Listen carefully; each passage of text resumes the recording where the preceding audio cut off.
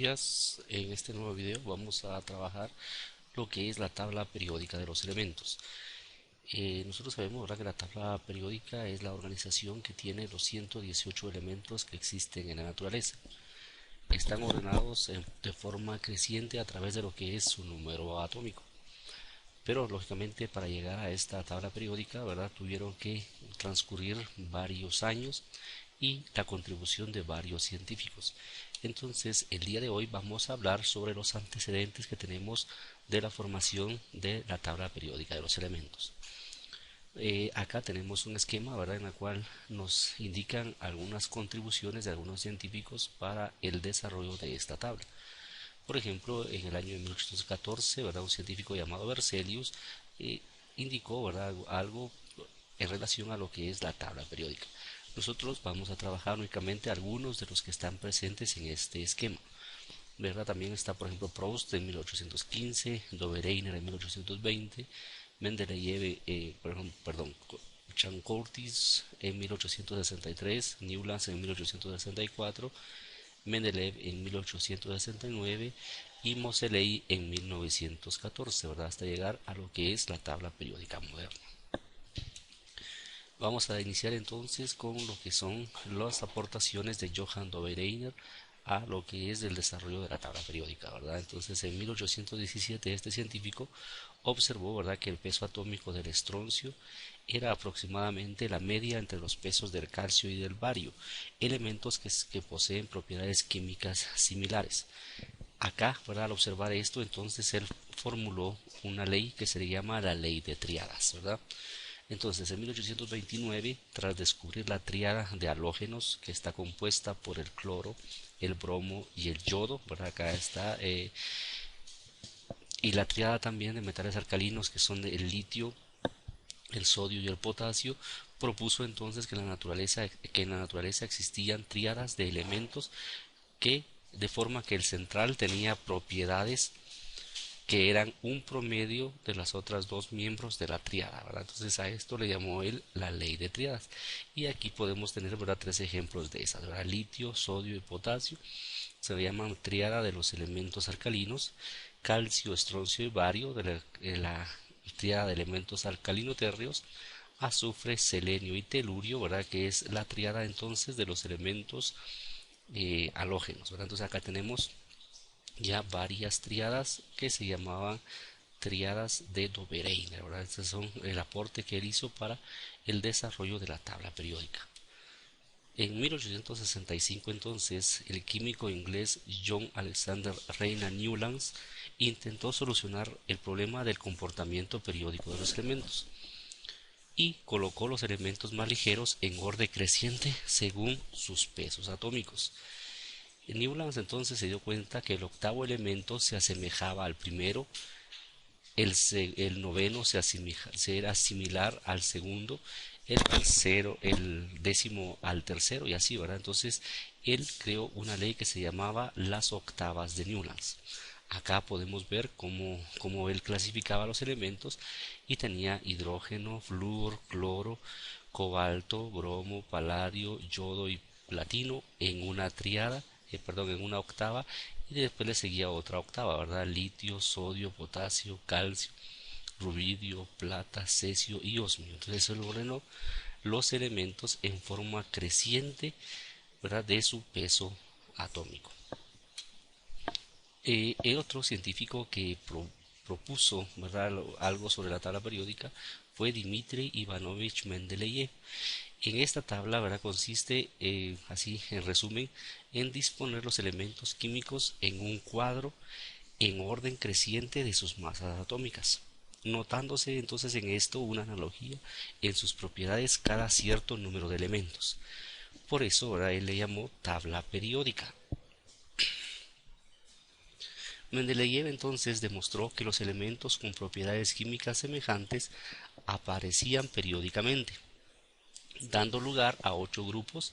En algunos lugares faltaba un elemento, pero Dmitri Mendeleev no dudó en predecir su existencia y su comportamiento químico, lo que posteriormente se confirmó, ¿verdad? Entonces vemos un ejemplo de esta tabla periódica de Mendeleev.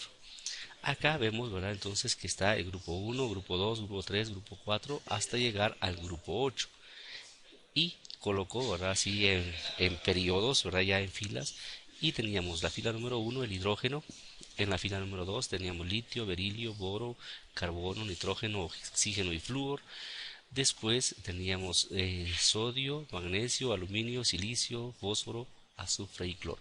Si nos damos cuenta entonces, en el grupo 1 que tiene la tabla de Mendeleev aparece hidrógeno, litio, sodio, potasio, rubidio y cesio, que son parte de la actual tabla periódica. También en el grupo 2 aparece berilio, magnesio, calcio, estroncio y bario, que también son parte de estos de esta familia, ¿verdad? De la tabla periódica actual. Y vemos espacios vacíos en los cuales él predecía que iban a encontrarse elementos nuevos, ¿verdad? En la época en la que él propuso esta tabla periódica no se habían descubierto todos los elementos que conocemos en la actualidad. Entonces, a Dmitri Mendeleev se le conoce como el padre de la tabla periódica.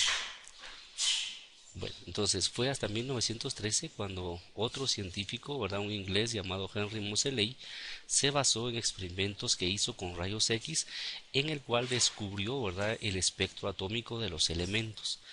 Que entonces, si crecía el número atómico de los elementos, las líneas de cada serie o banda se desplazaban en forma regular en dirección de las longitudes de onda decreciente. Esto significaba entonces que los números atómicos de los elementos estaban relacionados en forma inversa con sus longitudes de onda y naturalmente en forma directamente proporcional a sus frecuencias de radiación.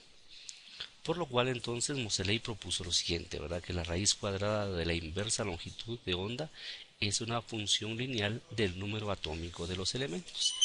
Esto, ¿verdad?, nos pudo o nos ayudó a crear la tabla periódica ya en base a lo que es su número atómico, ¿verdad? Entonces, el número atómico nos indicaba cuántos electrones, cuántos protones tenía un elemento. Y así fue como se ordenó esta tabla periódica, ¿verdad? El hidrógeno, como posee solo un electrón, es el elemento número 1. El helio, como tiene 2 electrones y 2 protones, es el elemento número 2 y así sucesivamente, ¿verdad? Entonces fue ordenada la tabla periódica a través de lo que es su número atómico. Esto llegó a conocer entonces la ley periódica actual y se debe, ¿verdad?, a Henry Moseley, y él fue el que introdujo entonces el concepto de número atómico, estableciendo su significado comparando las líneas similares de los espectros de rayos X de isótopos de distintos elementos. Encontró que se podía asignar a cada uno de ellos un número atómico en orden de pesos atómicos. Por ejemplo, el número 1 para el hidrógeno, el 2 para el helio, el 3 para el litio y así sucesivamente, ¿verdad? La frecuencia, que vamos a llamarla B, era proporcional a la carga nuclear, que la vamos a llamar Z. Concluye entonces que este ordenamiento de los elementos debe hacerse de acuerdo al número atómico y enunció lo que es nuestra ley periódica actual, ¿verdad? Dice que las propiedades de los elementos son función periódica de los números atómicos de estos.